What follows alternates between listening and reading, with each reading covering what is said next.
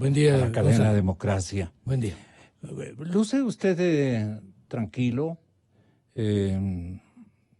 esclarecido, por lo menos en términos personales. Su rol está definido. ¿En qué aspecto, después de la evaluación que seguramente usted con mayores elementos de seguridad nos haga aflorar un diagnóstico respecto a la evaluación y a las acciones cumplidas por la Contraloría luego de semejante ataque a sus instalaciones? ¿Cómo pienso olvidar ese episodio? En lo personal y como nuestro representante muy mayúsculo en el estamento de poder que fue tan vilmente estropeado, digamos, porque nos estropearon. Y la Casa de Control de la Institucionalidad Ecuatoriana fue agredida de una manera increíble. Porque ¿qué buscaban esta gente? Procesar, desaparecer, confundir, ocultar más que todo, desvanecer, quemar. Señor Contralor, bienvenido. Muy buenos días, Gonzalo. Quisiera comenzar señalando que vivimos un momento en donde es fundamental que todos los actores públicos, privados, las autoridades, la ciudadanía en general, trabajemos por una adecuada comprensión de los hechos. Ya. Y una adecuada también... Pero eso hay que atender todos los muy elementos. importante en este momento el tener una comprensión adecuada de todos con los sentido ángulos de las proporciones y también precautelando de manera estratégica la perspectiva para el país y para los intereses sociales que están en este momento también seriamente afectados. Yo creo que el trabajo... ¿Cuáles son los ángulos? El trabajo que en este momento podamos hacer las autoridades y los actores sociales, económicos y políticos por devolverle al país, en primer lugar, la cordura política, institucional y social. Poder llevar una línea de restauración del equilibrio y la estabilidad del sistema democrático. Toda demanda social, todo reclamo, puede y debe ser canalizado. Es fundamental que el Estado garantice precisamente esto, los canales para que el reclamo social, la reivindicación, no se desborde y no encuentre cauces equívocos y no sea sobre todo espacio utilizado por quienes tienen interés en descomponer al Estado y descomponer también, destruyéndolo, el tejido social. Es muy importante en este momento un trabajo concurrente, mancomunado, para desarrollar en el país una adecuada conciencia de la situación y un compromiso nacional para restaurar las condiciones de seguridad jurídica, de paz social, de estabilidad institucional, contexto en el cual pueden y deben discutirse las alternativas de un desarrollo social sostenible, de medidas necesarias para equilibrar el presupuesto del Estado. ¿Pero qué nos acerca para el logro de ese objetivo? Y recoger también demandas y reivindicaciones sociales legítimas. Yo creo que ese es quizá el escenario que enfrentamos, un escenario en donde tiene que haber una democracia con derechos sociales y una paz social concurrente como resultado de una voluntad participativa de los actores. Si yo le digo que lo que estamos viendo es una dispersión. Sí, lamentablemente creo que en este momento debemos superar ese estado de dispersión, porque el país lo que ha enfrentado y aún continúa enfrentando es una trama conspirativa.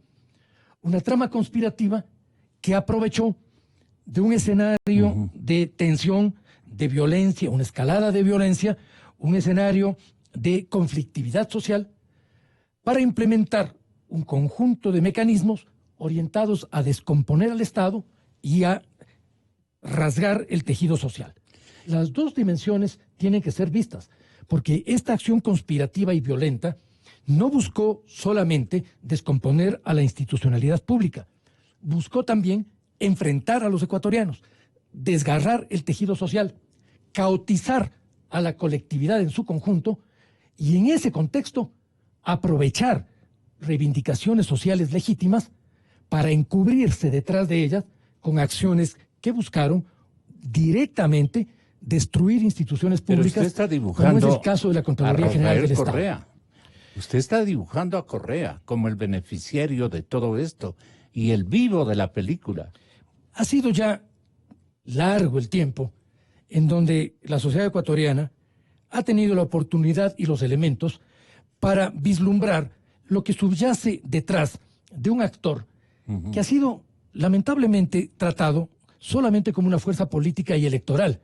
Creo que después de todos estos sucesos es evidente que hay en ese actor intenciones que van mucho más allá de lo electoral, mucho más allá de lo legítimo y democrático, e intenciones en donde evidentemente sus llamados a desconocer autoridades, sus llamados a producir desobediencia civil, su llamado incluso a las Fuerzas Armadas a desconocer las decisiones de los mandos políticos, sus llamados permanentes a, en el caso de la Contraloría, a los funcionarios de la Contraloría, a desconocer al Contralor y a tener actitudes de rebeldía administrativa, han sido permanentes. Si estas acciones no son ahora a propósito de las marchas de la CONAIE, ha sido una conducta de desestabilización, de llamado al desorden social y a la acción violenta contra el Estado, sistemática y constante, terriblemente irresponsable en quien fuera presidente de la República y que hoy aprovecha de la condición irresponsable. Perdone, ¿Correa es el principal golpista en este cuarto de hora de vida nacional? Creo que habrá tiempo para que todos los no hay otra denominación. Para que todas las fuerzas interesadas en la desestabilización vayan siendo identificadas. Pero Correa se identifica por sí mismo. Su incontinencia de Twitter lo denuncia. Claro. Él permanentemente actúa como un agitador internacional contra el país.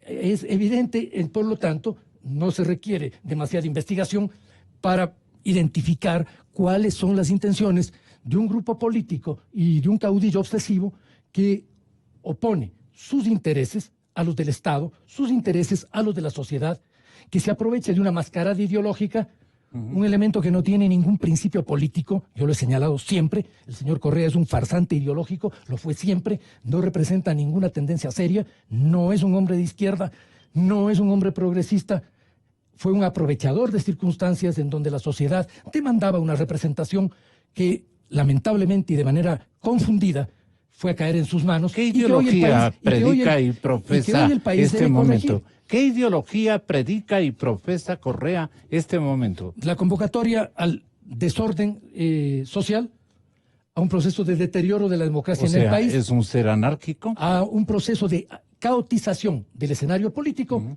que busca ser aprovechado para restaurar una conducción del Estado arbitraria, atropelladora y destructiva, como la que caracterizó su mandato durante 10 años. Creo que los ecuatorianos progresivamente van adquiriendo conciencia de este riesgo. En todo caso, eso es un tema de índole político. Yo creo que en democracia los procesos tienen que resolverse bajo formas políticas y en ningún caso bajo tramas violentas. Lo que el país ha podido, de manera absorta, el país ha quedado absorto al advertir el alcance que pueden tener tramas conspirativas que desbordan los límites de la actuación legal y las condiciones de ejercicio democrático de la disidencia. La oposición política es muy importante en un país y en una democracia, pero una cosa es oposición política y otra descomposición del Estado, y otra cosa, peor todavía, es la destrucción del tejido social. Estamos ante esto, ante una acción que busca descomponer a la sociedad en su conjunto y hundir las formas políticas para el tratamiento de las diferencias. Por esto yo creo que tenemos un gran desafío como autoridades y como actores sociales, políticos y económicos, restablecer las condiciones de un diálogo consciente que siente las bases para una recuperación de la economía nacional, para una restauración de el proceso de construcción de una nación que para ser plural tiene que ser inclusiva. Creo que por esto que es necesario desarrollar una democracia con derechos sociales que evite que los reclamos legítimos de los sectores sociales menos favorecidos se conviertan en caldo de cultivo para la acción de elementos anarquizantes, caotizantes y contrarios a los principios de conducción democrática. En esfuerzo mental generalizado, ¿qué debe hacer el pueblo ecuatoriano este momento en términos de reflexión especialmente y de medición, de evaluación de las acciones e inacciones que caracterizaron a este momento ecuatoriano? Yo creo que es muy importante en este momento que haya una clara identificación de los actores. No podemos confundirnos en un momento en el cual necesitamos crear condiciones para una concurrencia de voluntades plurales. El país necesita llevar adelante un plan emergente de recuperación y estabilización de la economía del país. Esa posibilidad de una recuperación de la economía nacional necesita de voluntades que no son solamente el gobierno. Los actores económicos, los actores sociales, tienen también que tener una participación y el gobierno debe garantizar condiciones incluyentes para que un plan de recuperación económica vaya de la mano de un proceso de estabilización institucional del país. ¿Y cuáles son los defectos de unidos. este momento que exhiben los dirigentes empresariales y a la par los dirigentes sociales equivocados en el tratamiento de esta coyuntura? Yo creo que es un momento en donde debemos encontrar coincidencias y no buscar las costuras.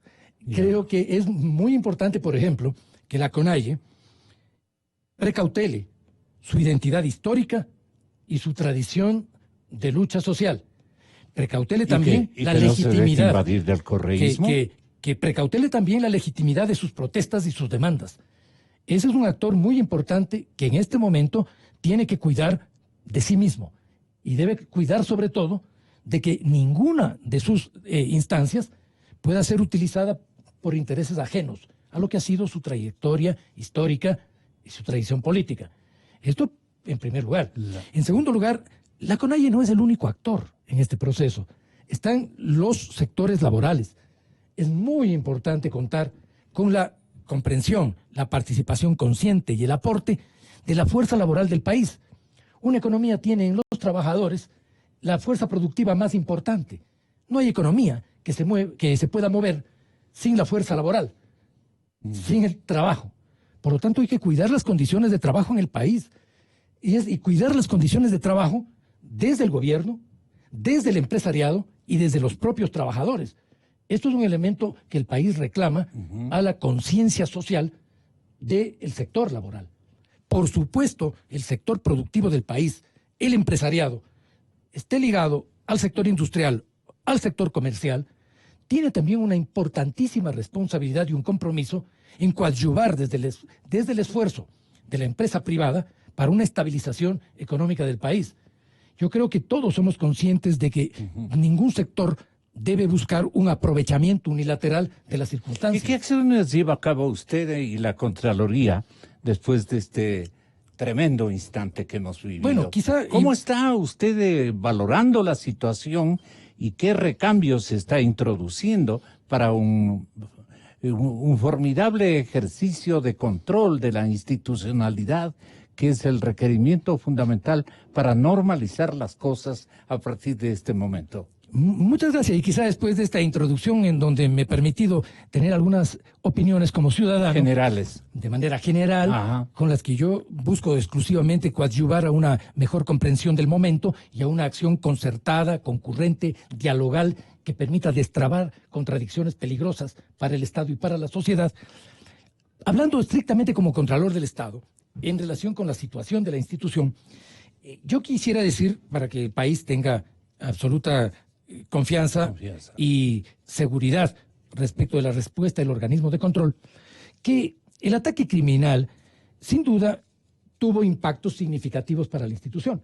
Es un ataque que buscó dañar una memoria documental, buscó también sabotear la capacidad operativa de la Contraloría, también buscó paralizar al equipo profesional de la institución y dejarlo sin medios de trabajo para el cumplimiento de sus misiones. Yo debo decir que frente a esto, la fuerza fundamental de la Contraloría está en sus equipos profesionales. Estos equipos profesionales están intactos. ¿Habla de la tecnología o No, habla hablo del sector humano? Del sector humano en primer lugar.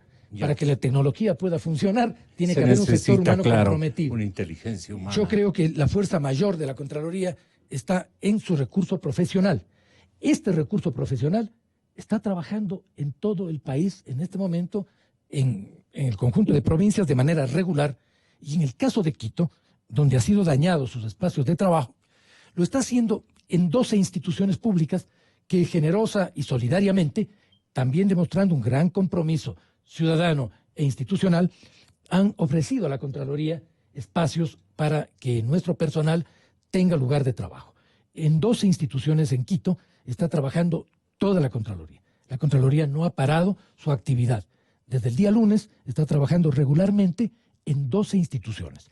Estas instituciones han ofrecido oficinas, instalaciones e incluso sistemas informáticos, con los cuales nos están dando un gran apoyo para recuperar nuestra capacidad. Yo quiero agradecer a esas autoridades. Pero, Contralor, ¿la memoria documental ha estado bien protegida o este momento es el principal objetivo de restauración en el que usted está empeñado? Porque de eso hemos estado discutiendo en los medios, hemos estado discutiendo en los callejones sin salida que este momento tiene la ciudadanía.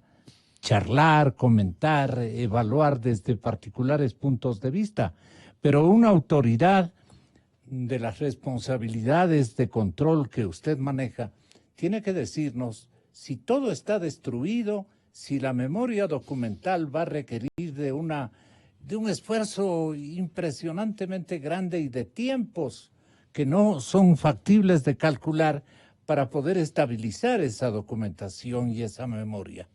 Sí, a mí me parece muy importante el acompañamiento y la preocupación social sobre la situación del organismo de control. Creo que, como nunca en la historia del país, hay una mayor conciencia de la importancia que tiene la Contraloría para el sistema institucional del Estado. Muchas veces en el pasado no le dimos esa importancia y creo que hoy el país entero comprende que es una institución fundamental para el desarrollo institucional del país. Yo en este sentido creo que es muy importante para el Ecuador este acompañamiento ciudadano del cual yo me siento en este sentido, yo me siento muy satisfecho. La ciudadanía no ha dejado... Debería sentirse orgulloso porque no ha dejado al Contralor, no ha dejado solo al Contralor ni a los funcionarios. Tan solidaria con el organismo que usted lidera. Así es. La ciudadanía no ha dejado solo ni al Contralor ni a la institución que yo represento en ningún momento. Yo tengo que reconocer eso y eso anima y alimenta y estimula el trabajo de la Contraloría, sin lugar a dudas. ¿Qué sucede en este momento? Yo quisiera que... ¿Cuál es el nivel de afectación que usted puede denunciar ya calmadamente? Nosotros no podemos aún establecer con exactitud la dimensión del daño, puesto que aún no hemos regresado a las instalaciones. Estas se mantienen bajo control del Cuerpo de Bomberos, que entregará un informe sobre su situación, y de la Fiscalía. Le iba a preguntar si ya existe ese informe. Y de la Fiscalía, que está realizando los peritajes dentro del proceso de establecimiento de responsabilidad. De ese informe. Están elaborándolo. En esta semana voy a tener reunión con el Cuerpo de Bomberos para poder entrar al edificio y evaluar la magnitud de los daños. Sin embargo, en la medida en que los equipos técnicos de la Contraloría tienen una memoria de trabajo institucional, yo puedo decirle que la ciudadanía debe estar muy consciente y además muy segura de que la Contraloría tiene dos instrumentos de trabajo. La base documental, que es fundamental porque sostiene procesos administrativos e incluso penales, pero también sostiene las memorias de reserva. Pero también tiene un sistema electrónico en el que se contiene todo el trabajo de los procesos de auditoría y control. ¿Y eso está en nube? Eso la Contraloría lo tiene en espacios magnéticos. Yo he mencionado que nuestro data center está funcionando, que hemos restablecido ya el funcionamiento de la página web, por lo tanto, por vía electrónica, todos los servicios de la Contraloría están activos.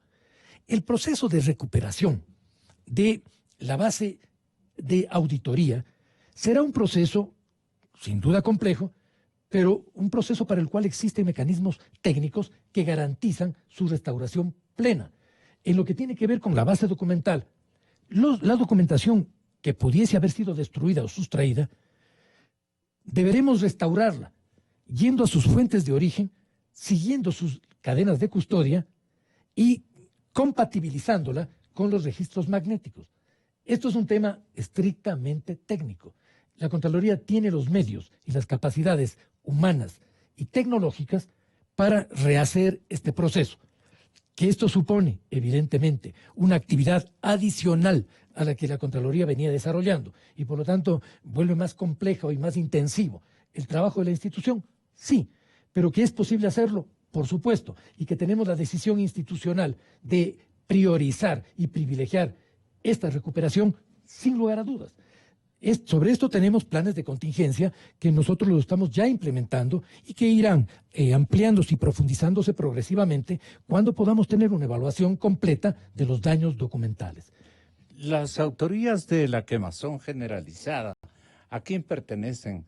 Dado tal vez el objetivo estratégico de ellos de destruir determinadas secciones o departamentos o bodegas documentales o memorias que hayan logrado hacer desaparecer aparentemente.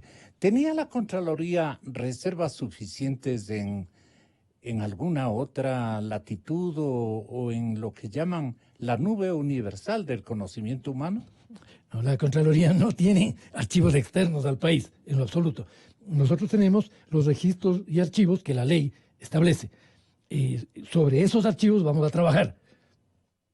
En lo que tiene que ver con la autoría y responsabilidad. Pero explíquenos un poquito más, ¿qué tipo de archivos y de memorias técnicas tenemos o tiene usted como para reconstruir con simples pistas? A ver, para decirlo de manera simple, hay dos formas de archivo.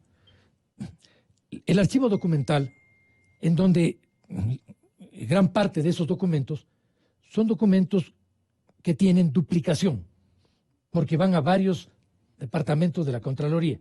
Nosotros tendremos que establecer de esa duplicación de documentos que se la realiza en el proceso de auditoría, cuál ha sido dañada y desde qué instancia de la Contraloría puede recuperarse la documentación afectada. Es decir, por ese lado, en lo que tiene que ver con los documentos físicos, tenemos posibilidad de recuperar un registro. Registro que además está en las fuentes de origen, que son las propias instituciones que durante los procesos de auditoría van entregando información a la Contraloría. Rehacer ese proceso documental es una primera tarea. Pero hay también una segunda fuente de información, que es el registro magnético del proceso de auditoría. Eso se encuentra en los archivos digitales de las unidades de control de la Contraloría. El detalle solo lo podremos establecer en una evaluación cuando tengamos acceso completo a las dos cosas. Pero ya conoce los intereses destructivos a quienes pertenecía. Yo señalo respecto de estos dos. ¿Inteligencia qué le ha dicho? No, yo no he tenido ningún contacto ni relación no con... hay cómo vincular, digamos, el resultado de la evaluación con los intereses que primaron en destruir determinados departamentos de archivo. Bien, primero debo decirle que yo no he tenido ni tengo en este momento ningún contacto con inteligencia ni fuentes de información sobre el hecho. Esto, en la medida en que tiene que seguir procedimientos legales, está en manos de la Fiscalía. Es la Fiscalía quien está realizando en este momento la investigación y el peritaje. ¿Pero quién guía a la Fiscalía? No, la Fiscalía tiene sus propios procedimientos. Desde la Contraloría, ¿quién guía a la Fiscalía? Ver, nosotros estamos aportando a la Fiscalía todos los requerimientos que ésta tiene para avanzar en las investigaciones. Nosotros tenemos la ventaja, creo, en este momento en el país, de que no hay ese desencuentro institucional que hubo en el pasado. Hoy hay un trabajo muy coordinado entre la Fiscalía y la Contraloría General del Estado. Creo que esto ha permitido, no solo en este caso, que afecta a la Contraloría, en todos los demás que está el país en este momento observando con expectativa, ha sido posible que las dos instituciones, conservando su autonomía y sus competencias, cooperemos de manera sistemática, permanente, en los pasos que vamos dando. Y esto tiene que ver también con el proceso de investigación de los sucesos en la Contraloría. Yo por esto le señalo que nosotros como institución vamos a ir aportando todos los elementos que desde el punto de vista procesal y legal tiene que irlos impulsando la Fiscalía como lo está haciendo. Este es el camino legal. Por lo tanto, yo como autoridad no he interferido en ese proceso y por lo tanto no mantengo ningún tipo de comunicación paralela de ninguna índole, ni con instancias de inteligencia ni de investigación.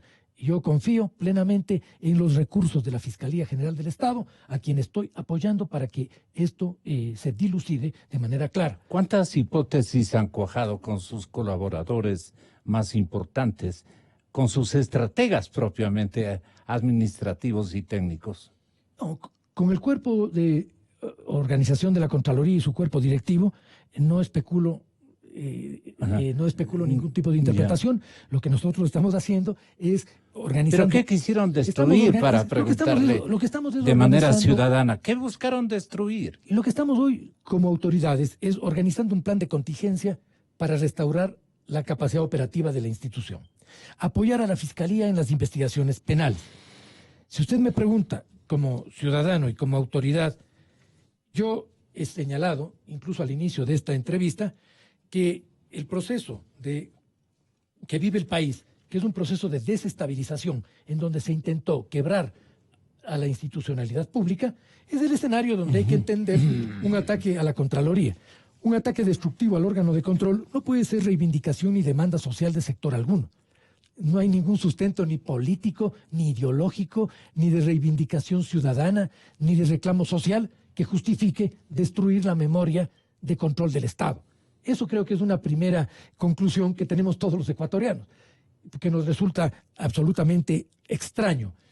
Y el que se ataque en medio de un reclamo, que es de tipo social, que es de tipo económico, que es reivindicativo, se ataque al órgano de control. Eso es inaudito y no tiene justificación alguna, ni política, ni ideológica, ni reivindicativa. Creo que por ahí ya podemos nosotros entender que se trata de fuerzas interesadas, por un lado en la desestabilización general del Estado, pero por otro en la destrucción de la capacidad operativa del organismo de control. Bien. Y creo que eso ya define un marco de análisis, un marco de investigación.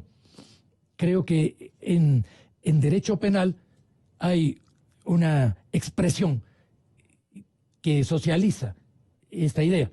¿A quién beneficia un acto criminal? Creo que los investigadores penales sabrán tener en cuenta esto a la hora de evaluar los acontecimientos. Señor Contralor, el diario El Expreso de la ciudad de Guayaquil está en camino derecho más o menos a establecer una circunstancia que destaca precisamente este rotativo, que la Contraloría ha puesto bajo la lupa los recursos usados por la prefectura de Pichincha. Póngame atención, estimado amigo oyente. La Contraloría ha anunciado este día lunes que inició una investigación al uso de recursos públicos de la prefectura de Pichincha. Usted dice, prefirió no ahondar en detalles hace algunas horas ante el requerimiento de los compañeros periodistas, porque le han preguntado detalles o anticipos, adelantos de conclusiones con respecto al arranque de un examen especial, pero dijo que este va en concordancia con las investigaciones que adelanta la Fiscalía General del Estado. La semana pasada, la prefecta Paola Pavón fue detenida tras un allanamiento a su vivienda y se formularon cargos por el presunto delito de rebelión.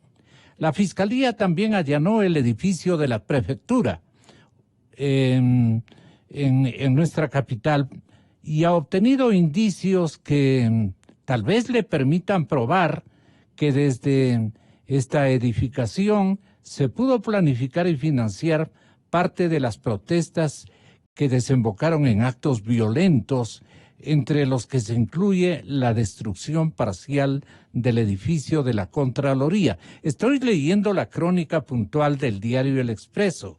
Al respecto, el Contralor Celi ha anunciado que este 21 de octubre se han comenzado a dar los pasos para intentar recuperar, como los acaba de manifestar, el 100% de la operatividad de la entidad de control que se ha visto obligada a cumplir y a ocupar espacios físicos en otras instituciones de carácter público.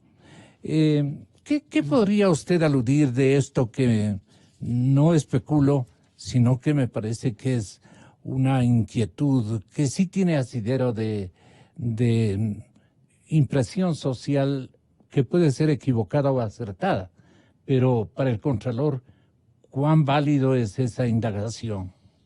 Bueno, después de los hechos violentos y de movilizaciones que se dieron en varias ciudades del país, la Contraloría da inicio a exámenes especiales sobre el uso de recursos públicos que puedan haber sido utilizados en esas movilizaciones, en apoyo a esas movilizaciones o en intervenciones violentas en distintas localidades del país.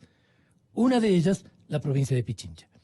Esto tiene que ver, en primer lugar, con una disposición que he dado a nivel general en el país de hacer exámenes especiales al uso de recursos públicos en este periodo, en todo el país, en todas las instituciones, por cuanto es obligación de la Contraloría precautelar en que en un momento en donde se produjo un grave desorden institucional, no se hayan utilizado recursos del Estado en un proceso de desestabilización. Esto de manera general.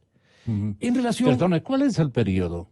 El periodo que nosotros estamos en relación al Consejo Provincial de Pichincha, esto tiene que ver con, en primer lugar, esta decisión general de auditar el uso de recursos del Estado en el periodo que tiene la prefectura una vez posesionada del cargo, todo ese periodo.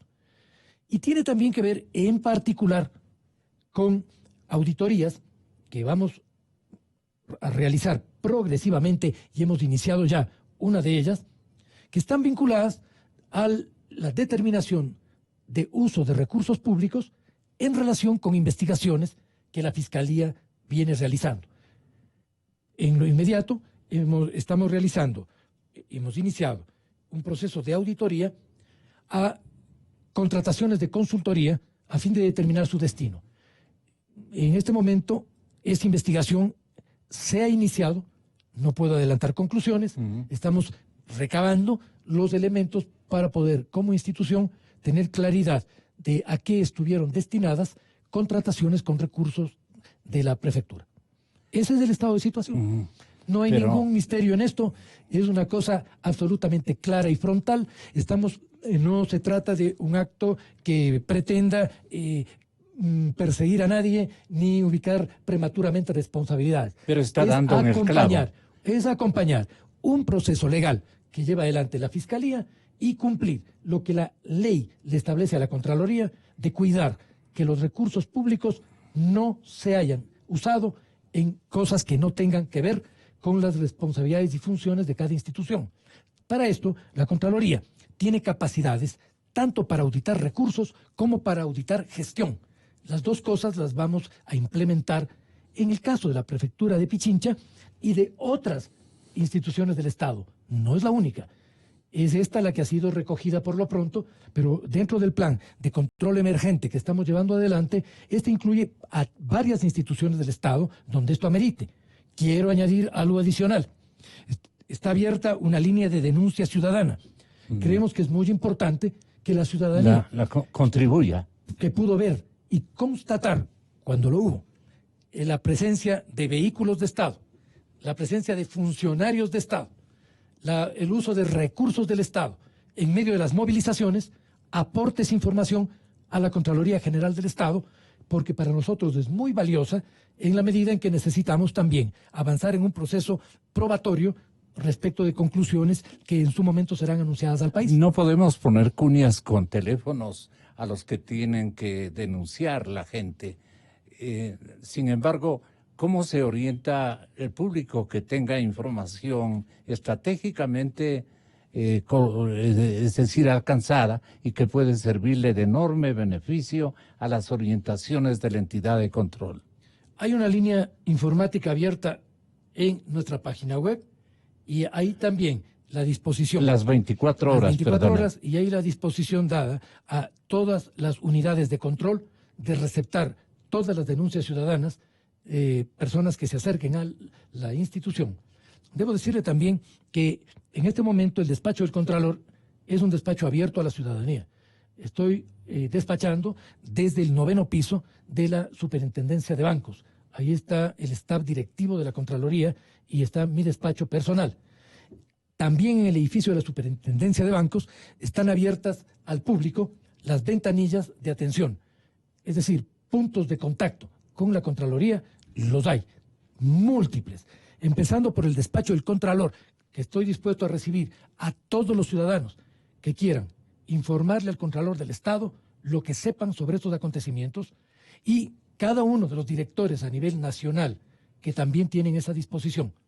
Quienes quieran aportar al trabajo de la Contraloría a través de la web institucional o de las ventanillas institucionales también pueden hacerlo. Es decir, hay múltiples canales para que la ciudadanía colabore en este momento con el órgano de control. No le molesto más. Muchísimas gracias y le agradezco por su atención.